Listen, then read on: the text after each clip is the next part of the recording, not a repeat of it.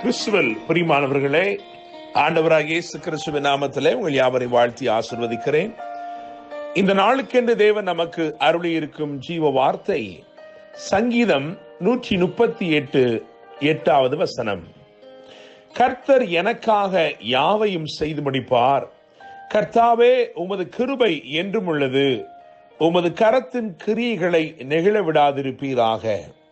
என கேட்கிற தேவனுடைய பிள்ளைகளே, துன்பத்தின் நடுவில் நடந்த தாவீது தேவனை நோக்கி முறையிட்டு மகத்தான மறு உத்தரவை பெற்றுக்கொண்ட போது ஏறெடுத்த துதிப்பாடல் தான் இந்த சங்கீதம். இந்த சங்கீதத்திலே, அதாவது 138ஆம் சங்கீதத்திலே தாவீது தனக்கு தனிப்பட்ட முறையிலே வெளிப்பட்ட தேவ கிரியைகளை 5 விதமான கிரியைகளை வரிசைப்படுத்துவதை முதலாவது நான் உங்களுக்கு சொல்ல விரும்புகிறேன். 3வது வசனத்தை கவனிக்கும் பொழுது எனக்கு மறு உத்தரவு அருளினீர் என்று சொல்கிறான். அதே 3வது வசனத்திலே என்னை தைரியப்படுத்தினீர் என்று சொல்கிறான். 7வது வசனத்தை கவனிக்கும் பொழுது என்னை உயிர்ப்பிப்பீர் என்று சொல்கிறான். திரும்பமாக என்னை ரட்சிப்பீர் என்று சொல்கிறான். 8வது வசனத்தை கவனிக்கும் பொழுது எனக்காக யாவையும் செய்து முடிப்பீர் என்று சொல்கிறான். என்னை கேட்கிற தேவனுடைய பிள்ளைகளே, நான் நம்புகிறேன், விசுவாசிக்கிறேன், இந்த நாள் தேவன் உங்களுடைய வாழ்க்கையிலே தனிப்பட்ட முறையிலே கிரியை செய்கிற ஒரு நாளாய் இருக்க போகிறது. உங்களுக்கு மறு உத்தரவை அருளப் போகிறார். உங்களை தைரியப்படுத்த போகிறார். உங்களை உயிர்ப்பித்து ரட்சிக்க போகிறார். உங்களுக்காக அவர் எல்லாவற்றையும் செய்து முடிக்க போகிறார். தேவன் உங்களுக்கு வாக்கு பண்ணினதை நிறைவேற்றும் காலத்திற்குள்ளே நீங்கள் வந்திருக்கிறபடினாலே அவர் உங்களுக்காக எல்லாவற்றையும் அவரே செய்து அவர் முடிக்கிறதை நான் உங்களுக்கு இந்த நாளில் அறிவிக்க விரும்புகிறேன். மாத்திரமல்ல, இந்த சங்கீதத்தை வாசிக்கும் பொழுது இந்த சங்கீதத்திலே தேவனை தாவீது துதிப்பதற்காக அவன் 3 காரியங்களை அவன் முக்கியப்படுத்துகிறான். இவைகளை நிமித்தமாய் நான் தேவனை துதிக்கிறேன் என்று அவன் இங்கே இந்த சங்கீதத்தின் ஊடாக தெரியப்படுத்துகிறான். அந்த 3 காரியங்களைத்தான் இந்த நாளிலே நாம் முக்கியப்படுத்தி தியானிக்க போகிறோம். காரணம், அவைகள் உங்கள் வாழ்க்கையிலும் வெளிப்பட உண்மையுள்ளவராய் தேவன் இருக்கிறார்.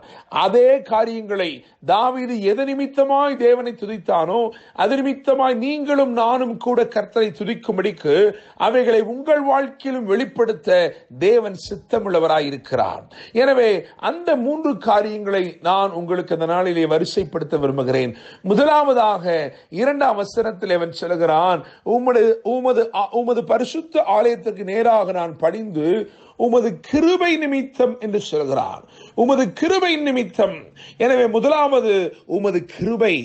அவன் கர்த்தரை துதிப்பதற்கு காரணம் சொல்கிறான், அவருடைய கிருபை. அவருடைய கிருபை நிமித்தமாகத்தான் நான் துதிக்கிறேன் என்று சொல்கிறான். என கேட்கும் தேவனுடைய பிள்ளைகளே, சங்கீதங்களின் புத்தகம் 89ஆம் அதிகாரம் 20ஆம் வசனத்தையும் சங்கீதங்களின் புத்தகம் 78ஆம் அதிகாரம் 71ஆம் வசனத்தையும் வாசிக்கும் பொழுது நாம் ஒரு காரியத்தை கண்டுகொள்ளுகிறோம். என்னவென்று சொன்னால், இந்த கிருபை அவன் விசேஷப்படுத்துகிறதுக்கு காரணம் என்னவென்றால், இதுதான் தாவீதை கண்டுபிடித்தது. கர்த்தர் தமது கிருபையினால் தாவீதை கண்டுபிடித்தார். தேவனுடைய பிள்ளைகளே, கிருபை ஒரு மனுஷனை மேன்மைப்படுத்தும்படிக்கு அல்லது ஒரு மனுஷனுடைய வாழ்க்கையிலே தேவ திட்டத்தை வெளிப்படுத்தும்படிக்கு அவனை கண்டுபிடிக்கிறது. எனவே கிருபை இந்த நாளிலே உங்களுக்கு வெளிப்பட்டு உங்களுடைய சூழ்நிலையிலே நீங்கள் எங்கு இருந்தாலும், எப்படிப்பட்ட தரிப்படுத்தப்பட்ட நிலையில் இருந்தாலும், புறக்கணிக்கப்பட்ட நிலைமையில் இருந்தாலும், இந்த கிருபை இந்த காலை வேளையிலே உங்களை கண்டுபிடிக்கிறது. தேவனுடைய பிள்ளைகளே, எனவே முதலாவது அவன் தேவனை துதிக்கிறான். எதற்காக என்று சொன்னால், அவனை கண்டுபிடித்த கிருபைக்காக. கர்த்தருடைய கிருபை அவனை கண்டுபிடித்தது. கரவலாடுகளின் பின்னாக திரிந்த அவனை கர்த்தருடைய கிருபை கண்டுபிடித்தது. கர்த்தர் அவனை கண்டுபிடித்தார். எனவே கிருபை கண்டுபிடிக்கிறது. இரண்டாவதாக அதே 2ஆம் வசனத்திலே சொல்கிறான், உமது உண்மை நிமித்தம் உமது நாமத்தை துதிப்பேன் என்று சொல்லி. இரண்டாவதாக அவருடைய உண்மை. என கேட்கும் தேவனுடைய பிள்ளைகளே, கண்டுபிடித்த கிருபை என்று நான் முதலாவது சொன்னேன். இரண்டாவதாக உறுதிப்படுத்தின உண்மை. கர்த்தருடைய உண்மை கர்த்தருடைய வார்த்தையே.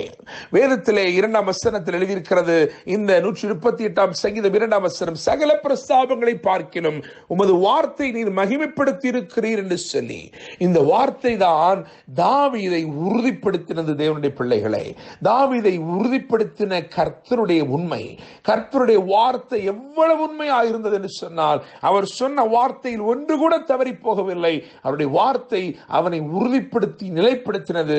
உங்கள் வாழ்க்கையிலும் கர்த்தருடைய உண்மை கிரியை செய்ய போகிறது.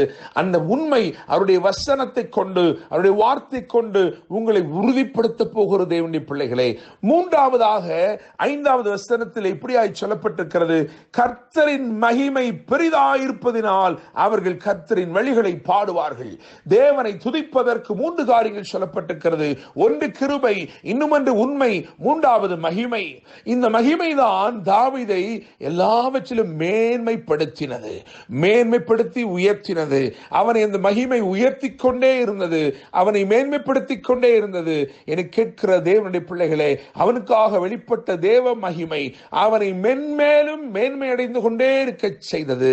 இன்னைக்கு நான் நம்புகிறேன், விசுவாசிக்கிறேன், கண்டுபிடிக்கும் கிருபை உங்களை கண்டுபிடிக்க போகிறது. உறுதிப்படுத்தும் உண்மை உங்களை உறுதிப்படுத்தி நிலைப்படுத்த போகிறது. மேன்மைப்படுத்தும் மகிமை உங்கள் வாழ்க்கையை வித்தியாசமாய் மேன்மைப்படுத்தி விசேஷப்படுத்தி அலங்கரித்து ஆசீர்வாதமாய் உயர்த்த போகிறது. இந்த வார்த்தையை கவனியுங்கள். சொல்லப்பட்டிருக்கிற சங்கீதம் 138:8, கர்த்தர் எனக்காக யாவையும் செய்து முடிப்பார். கர்த்தாவே, உமது கிருபை என்றும் எழுது, உமது கரத்தின் கிரியைகளை நெகிழ்விடாதிருப்பீராக. இந்த வார்த்தைகள் மூலமாய் கர்த்தர் தாமே உங்களை ஆசீர்வதித்து உயர்த்துவாராக. என்று அன்புடன் pastor Daniel Moses. God bless you.